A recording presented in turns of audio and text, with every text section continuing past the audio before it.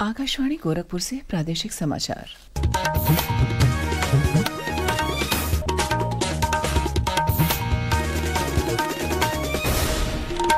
नमस्कार। समाचार बुलेटिन के साथ में शिवानी अरोरा। पहले मुख्य समाचार। मुख्यमंत्री योगी आदित्यनाथ ने गौतम बुद्ध नगर में 1467 करोड़ की 97 विकास परियोजनाओं का किया लोकार्पण शिलान्यास।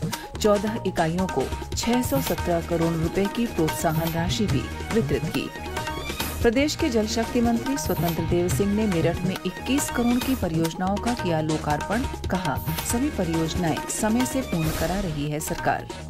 रामनवमी के दिन इस बार फिर रामलला के मस्तक पर अभिषेक करेंगी सूर्य की किरणें। 15 अप्रैल तक पूरा हो जाएगा श्री राम मंदिर का निर्माण कार्य। और बरसाने में कल खेली गई लट्ठमार होली आयोजन देखने देश विदेश से बड़ी संख्या में पहुंचे लोग। अब समाचार विस्तार से। मुख्यमंत्री योगी आदित्यनाथ ने कल गौतम बुद्ध नगर के दादरी में महाराणा प्रताप की भव्य प्रतिमा का अनावरण करने के साथ ही 1467 करोड़ की 97 विकास परियोजनाओं का लोकार्पण और शिलान्यास किया। साथ ही उन्होंने प्रदेश की औद्योगिक नीतियों के अंतर्गत 14 इकाइयों को 617 करोड़ रुपए की प्रोत्साहन राशि का वितरण भी किया।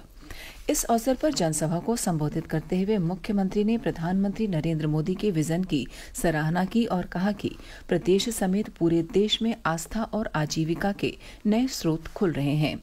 श्री योगी ने गौतम बुद्ध नगर के लिए कई घोषणाएं की, जिनमें राजकीय डिग्री कॉलेज, 100 बेड का चिकित्सालय, ITI और स्टेडियम शामिल हैं।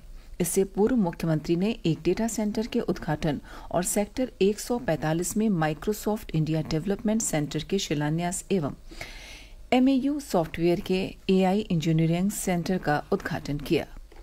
मुख्यमंत्री ने कहा कि यह न केवल नोएडा बल्कि समस्त उत्तर भारत के लिए IT सेक्टर के नए युग की शुरुआत है। यह न केवल नोएडा के लिए बल्कि उत्तर भारत के लिए IT सेक्टर के एक नए युग की शुरुआत है। और माइक्रोसॉफ्ट ने यह साबित किया है कि आज के दिन उत्तर प्रदेश इन्वेस्टमेंट का सबसे बेहतरीन डेस्टिनेशन बनकर के उभरा है। इस केंद्र की स्थापना हो जाने पर हैदराबाद के बाद अब Uttar Pradesh India development centre के नवीन परिसर का एक नया घर होगा। IDC नोएडा AI और क्लाउड कंप्यूटिंग के माध्यम से भारत के टेक्निकल इकोसिस्टम को न केवल सुदृढ़ता प्रदान करेगा बल्कि प्रधानमंत्री मोदी जी के विजन को और प्रभावी ढंग से जमीनी धरातल पर उतारने के कार्यक्रम को भी आगे बढ़ाएगा।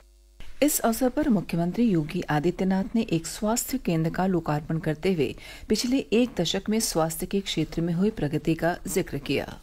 उत्तर प्रदेश ने प्रधानमंत्री मोदी जी के मार्गदर्शन और नेतृत्व में पिछले 8 वर्ष में स्वास्थ्य के क्षेत्र में अनेक कदम बढ़ाए हैं। आजादी के पहले से लेकर के 2017 तक उत्तर प्रदेश में गवर्नमेंट ने केवल 12 मेडिकल कॉलेज बनाए थे। जनपद है 75, लेकिन मेडिकल कॉलेज थे 12। और आज मुझे बताते हुए प्रसन्नता है कि गवर्नमेंट के स्तर पर 40 मेडिकल कॉलेज हम लोगों ने पिछले 8 वर्ष में उत्तर प्रदेश के अंदर बनाए हैं। निजी क्षेत्र में 37 ऐसे मेडिकल कॉलेज बनकर के आज चालू हो चुके हैं और 3 मेडिकल कॉलेज ऐसे बने हैं जो PPP मोड पर। प्रदेश के जल शक्ति मंत्री स्वतंत्र देव सिंह, जल शक्ति राज्य मंत्री दिनेश खटीक और ऊर्जा राज्य मंत्री डॉक्टर सोमेंद्र तोमर ने कल मेरठ में 21 करोड़ की विभिन्न परियोजनाओं का लोकार्पण किया। जल शक्ति मंत्री ने बताया कि सरकार सभी परियोजनाएं समय से पूर्ण करा रही है, जिसके चलते पिछले साल आई बाढ़ से कोई जनहानि नहीं हुई है।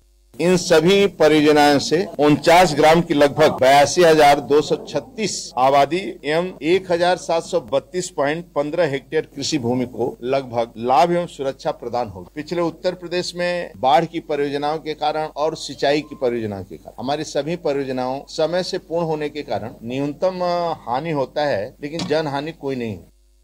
अंतर्राष्ट्रीय महिला दिवस के अवसर पर कल प्रदेश भर में विभिन्न कार्यक्रमों का आयोजन हुआ। राजधानी लखनऊ में महिला एवं बाल विकास विभाग के तत्वावधान में आयोजित कार्यक्रम में प्रदेश की महिला कल्याण मंत्री बेबी रानी मौर्य ने विभाग की सेविकाओं को सम्मानित किया। हापुड़ में स्वच्छता और स्वयं सहायता समूह में सराहनीय योगदान देने वाली महिलाओं को प्रशस्ति पत्र देकर सम्मानित किया गया। पीलीभीत जिले में महिला किसानों को प्रधानमंत्री फसल बीमा योजना के बारे में जानकारी दी गई और टूल किट का वितरण किया गया। अंतर्राष्ट्रीय महिला दिवस के उपलक्ष्य में महिला एवं बाल सुरक्षा संगठन मुख्यालय लखनऊ द्वारा मिशन शक्ति फेज 5 के अंतर्गत कल से 3 दिवसीय विमेंस फेस्ट का आयोजन किया जा रहा है। उधर नगर विकास मंत्री A.K. शर्मा ने महिला दिवस पर महाकुंभ 2025 की व्यवस्था और सफाई कार्यों में योगदान देने वाले नगर विकास विभाग की 25 महिला कर्मियों सहित कुल 200 अधिकारियों और कर्मचारियों को सम्मानित किया। प्रादेशिक समाचार आप आकाशवाणी गोरखपुर से सुन रहे हैं। यह समाचार बुलेटिन हमारे YouTube channel AIR news Gorakhpur और एक्स हैंडल AIR_GKP पर भी उपलब्ध है। अयोध्या में श्री राम मंदिर निर्माण समिति की कल हुई बैठक के बाद समिति के चेयरमैन नृपेंद्र मिश्र ने बताया कि 15 अप्रैल तक राम मंदिर का निर्माण कार्य पूरा हो जाएगा। उन्होंने बताया कि इस बार फिर रामनवमी के दिन ठीक 12 बजे रामलला के मस्तक पर सूर्य की किरणें अभिषेक करेंगी। इसके लिए तैयारी शुरू हो चुकी है। भगवान के माथे पर रामनवमी के दिन सूर्य किरणें पहुंचेंगी, उसके लिए कार्य शुरू हो गया है और पूरी तरीके से हमें आशा है कि इस वर्ष भी शिखर पर सूर्य की किरणें पहुंचेंगी। तो अब आने वाली होली पर फिर प्रगति पर असर पड़ेगा। मथुरा सहित समूचे ब्रज क्षेत्र में शुरू हुए रंगोत्सव के तहत कल बरसाना में लट्ठमार होली खेली गई। इस पारंपरिक आयोजन को देखने के लिए देश विदेश से बड़ी संख्या में लोग पहुंचे हैं। एक रिपोर्ट।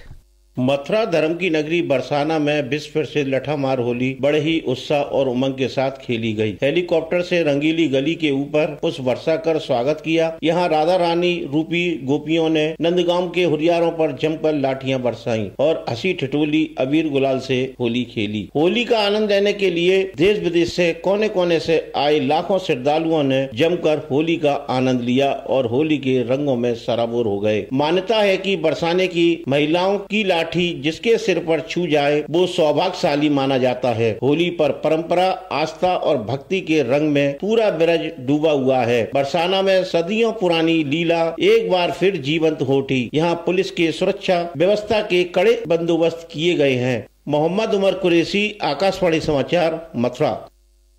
उधर पर्यटन और संस्कृति मंत्री जयवीर सिंह ने बताया कि श्रद्धालुओं और पर्यटकों की सुविधा के लिए बरसाना में राधा रानी मंदिर तक पहाड़ी पर पहुंचने के लिए रोपवे सेवा शुरू की गई है। साथ ही सेफ सिटी पहल के तहत 22,000 कैमरे लगाए गए हैं। उन्होंने बताया कि पर्यटन विभाग की ओर से जल्द ही यमुना नदी में वृंदावन से गोकुल तक क्रूज का भी संचालन किया जाएगा। केंद्रीय स्वास्थ्य मंत्री जगत प्रकाश नड्डा ने घोषणा की है कि सरकार अगले 5 वर्ष में चिकित्सा शिक्षा में 75,000 नई सीटें बढ़ाने पर विचार कर रही है। श्री नड्डा कल नई दिल्ली के भारत मंडपम में अंतर्राष्ट्रीय स्वास्थ्य प्रौद्योगिकी मूल्यांकन संगोष्ठी के उद्घाटन सत्र को संबोधित कर रहे थे।